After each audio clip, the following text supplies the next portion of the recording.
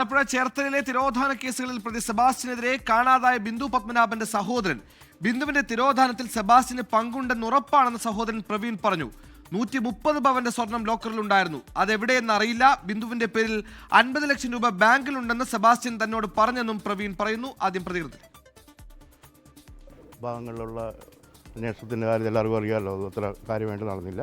ആ പരാതിക്ക് FIR ഇടാൻ ചില സമയമെടുത്തു. ആ അന്വേഷണത്തിന് ഇച്ചിരി ലേറ്റ് വന്നു എന്നൊക്കെയുള്ള കാര്യങ്ങൾ ശരിയാണ്. സെബാസ്റ്റ്യനുമായിട്ട് വസ്തുവിടപാടോ അങ്ങനെയുള്ള കാര്യങ്ങളുണ്ടായിരുന്നു. അപ്പോൾ ഞാനിത് അറിഞ്ഞു.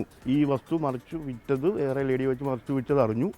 അതതിനകത്ത് നമ്മൾ പറയുന്നു. സെബാസ്റ്റ്യൻ്റെ വീട്ടിൽ ഞാൻ പോകുന്നു. ക്രൈംബ്രാഞ്ച് ഓഫീസിലെത്തി DNA സാമ്പിൾ നൽകിയ ശേഷമായിരുന്നു പ്രവീണിന്റെ പ്രതികരണം. അതേസമയം സെബാസ്റ്റ്യനെ 6 ദിവസത്തേക്ക് കസ്റ്റഡിയിൽ വിട്ടു. ടോബി ജോൺസൺ വിശദാംശങ്ങളുമായി ചെയ്യുന്നു. ടോബി, ഈ ജൈനമ തിരോധാന കൊലക്കേസുമായി ബന്ധപ്പെട്ട് ഇപ്പോൾ കസ്റ്റഡി കാലാവധി പൂർത്തിയാകുമ്പോഴാണ് വീണ്ടും കസ്റ്റഡിയിൽ വിട്ടിരിക്കുന്നത്. ഈ കേസിൽ തന്നെയാണോ പുതിയ കസ്റ്റഡി കാലാവധി? ഒപ്പം എന്തൊക്കെയാണ് ഈ പറയുന്ന ബിന്ദു പത്മനാഭന്റെ സഹോദരൻ പറയുന്നത്? ഈ പറയുന്ന സെബാസ്റ്റ്യൻ ആദ്യമായി സംശയമുന്നയിൽ വരുന്നതും ബിന്ദു പത്മനാഭ തിരോധാന കേസിലാണ്. വിവരങ്ങൾ.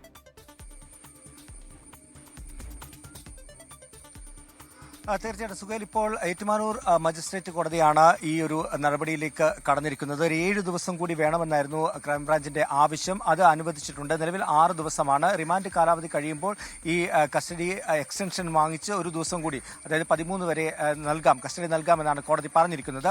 ആദ്യം 7 ദിവസമാണ് ചോദിച്ചത്. ആ 7 ദിവസം പൂർത്തിയായ സാഹചര്യത്തിലാണ് വീണ്ടും കോടതിയിൽ പ്രൊഡ്യൂസ് ചെയ്തത്. എന്തായാലും ഈ ഒരു ഘട്ടത്തിൽ കോടതി സെബാസ്റ്റ്യനോട് ഒരു കാര്യം ചോദിച്ചു. ചികിത്സ കിട്ടുന്നുണ്ടോ, പോലീസ് ഏതെങ്കിലും തരത്തിൽ ഉപദ്രവിക്കുന്നുണ്ടോ എന്നൊക്കെ ചോദിച്ചു. പോലീസ് ഉപദ്രവിക്കുന്നില്ല, കൃത്യമായ ചികിത്സകൾ ലഭിക്കുന്നുണ്ടെന്ന് മറുപടി സെബാസ്റ്റ്യൻ പറഞ്ഞു. അതോടൊപ്പം തന്നെ മറ്റൊരു കാര്യം കൂടി ചോദിച്ചു. ഒരു അഭിഭാഷകൻ ഉണ്ടോ, താങ്കൾക്കുണ്ടോ എന്ന് ചോദിച്ചു. അപ്പോൾ അഭിഭാഷകനെ ബന്ധപ്പെടണം, അതായത് കുടുംബവുമായി ബന്ധപ്പെട്ട അഭിഭാഷകനെ ബന്ധപ്പെടണമെന്ന് പറഞ്ഞു. അല്ലാത്ത പക്ഷമാണെങ്കിൽ കോടതി തന്നെ ഒരു അഭിഭാഷകനെ നൽകാമെന്നുള്ളൊരു കാര്യം കൂടി കോടതി പറഞ്ഞിട്ടുണ്ട്. എന്തായാലും ഈ കേസിലെ നിർണായക ഘട്ടത്തിലൂടെയാണ് അന്വേഷണ സംഘം ഇപ്പോൾ കടന്നു പോകുന്നത്. അതുകൊണ്ട് തന്നെ കൂടുതൽ സമയം കസ്റ്റഡിയിൽ വേണം, അതായത് കൂടുതൽ കാര്യങ്ങൾ ചോദിച്ചെടുക്കാനുണ്ട്. ഇതുവരെയുള്ള ചോദ്യം ചെയ്യലിനോട് കാര്യമായിട്ടുള്ള സഹകരിക്കുന്നില്ല, തെറ്റായ വിവരങ്ങൾ പങ്കുവെക്കുന്നു. അതുകൊണ്ട് തന്നെ വിശദമായിട്ടുള്ള ചോദ്യം ചെയ്യലാണ് അന്വേഷണ സംഘത്തിന് വേണ്ടത്. ഒപ്പം തന്നെ തെളിവുകൾ ശേഖരിക്കാനുണ്ട്. ഇക്കാര്യങ്ങളെല്ലാം ചൂണ്ടിക്കാട്ടിക്കൊണ്ടാണ് ഒരു കസ്റ്റഡി അപേക്ഷ വീണ്ടും ക്രൈംബ്രാഞ്ച് കോട്ടയം ഈ ജൈനമ്മ കേസ് അന്വേഷിക്കുന്ന ക്രൈംബ്രാഞ്ച് സംഘം കോടതിയിൽ ഒരു അപേക്ഷ നൽകിയത്. അത് വീണ്ടും കോടതി അംഗീകരിച്ചു കൊടുത്തിരിക്കുകയാണ്.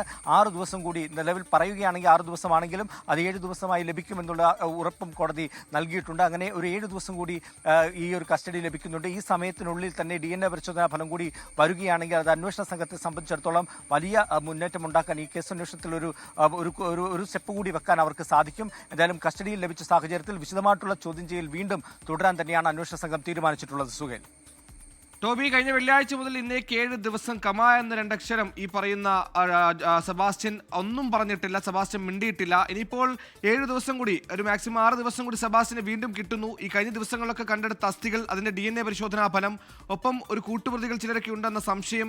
ഇനി അങ്ങോട്ട് എങ്ങനെയാണ് ഈ ഒരു അന്വേഷണം മുന്നോട്ട് കൊണ്ടുപോകാൻ ക്രൈംബ്രാഞ്ച് തീരുമാനിച്ചിരിക്കുന്നത്? കഴിഞ്ഞ ദിവസങ്ങളൊന്നും കാര്യമായ പുരോഗതി ഉണ്ടാക്കാനായിട്ടില്ല.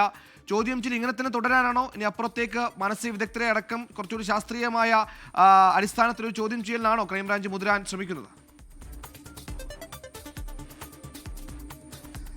സുഹൈൽ, അന്വേഷണ സംഘത്തിലെ പലരുമായി നമുക്ക് സംസാരിക്കാൻ സാധിച്ചിട്ടുണ്ട്. അപ്പോൾ അവരൊക്കെ പറയുന്നത് ആദ്യഘട്ടത്തിൽ ഒന്നും, അതായത് ഒരു പ്രതികരണം പോലും നൽകാതെ എല്ലാത്തിനോടും ചിരിച്ചും പുച്ഛത്തിലും ഒക്കെയാണ് അതിൻ്റെ ഒരു മറുപടി സെബാസ്റ്റ്യൻ നൽകിയിരുന്നത്. പക്ഷേ ഇപ്പോൾ പല തെളിവുകളും, പല അനുബന്ധ തെളിവുകളും, ശാസ്ത്രീയ തെളിവുകളും ഒക്കെ ചേർത്ത് വെച്ച് ചില ചോദ്യങ്ങൾ ചോദിക്കുമ്പോൾ അതിനൊക്കെ ഒരു പാതി സമ്മതം നൽകുന്നുണ്ട്, അല്ലെങ്കിൽ അതൊക്കെ ശരിയാണെന്നുള്ള രീതിയിൽ സമ്മതിക്കുന്നുണ്ട്. അതായത് പോസിറ്റീവായിട്ടുള്ള പ്രതികരണങ്ങൾ വന്നു തുടങ്ങിയിട്ടുണ്ട് എന്നാണ് അന്വേഷണ സംഘം പറയുന്നത്. അതുകൊണ്ട് തന്നെയാണ് ഇനിയുള്ള ഈ 7 ദിവസങ്ങൾ വളരെയധികം നിർണായകമാണ്. പോലീസിന്റെ ഒരു കോൺഫിഡൻസ് എന്ന് പറയുന്നത് ഈ ഒരു കുറ്റസമ്മതമില്ലെങ്കിൽ പോലും പ്രതി സെബാസ്റ്റ്യൻ ആണെന്ന് തെളിയിക്കാനുള്ള തെളിവുകൾ കൃത്യമായി അന്വേഷണ സംഘത്തിന് ലഭിച്ചിട്ടുണ്ട് എന്നുള്ളൊരു കോൺഫിഡൻസ് അന്വേഷണ സംഘത്തിനുണ്ട്. അതുകൊണ്ട് തന്നെ ഈ ഒരു 7 ദിവസത്തിനുള്ളിൽ ഒരു കൺഫെഷൻ കൂടി കിട്ടുകയാണെങ്കിൽ അവർക്ക് ഈ കേസ് പൂർണ്ണമായ ഒരു വിജയത്തിലേക്ക് എത്തിക്കാൻ സാധിക്കും. ഇല്ലെങ്കിൽ പോലും അന്വേഷണ സംഘത്തിന് കൃത്യമായി ഈ കേസ് തെളിയിക്കാൻ സാധിക്കുമെന്നുള്ള വിവരം തന്നെയാണ് അന്വേഷണ സംഘത്തിന് ലഭിക്കുന്നത്. സെബാസ്റ്റ്യന്റെ ഭാഗത്തുനിന്ന് കൺഫെഷൻ അന്വേഷണ സംഘം പ്രതീക്ഷിക്കുന്നില്ല. സാഹചര്യ ശാസ്ത്രീയ തെളിവുകൾ ചേർത്ത് വെച്ച് സെബാസ്റ്റ്യനുള്ള കുരുക്ക് മുറുക്കാൻ തന്നെയാണ് അന്വേഷണ സംഘത്തിന്റെ തീരുമാനം.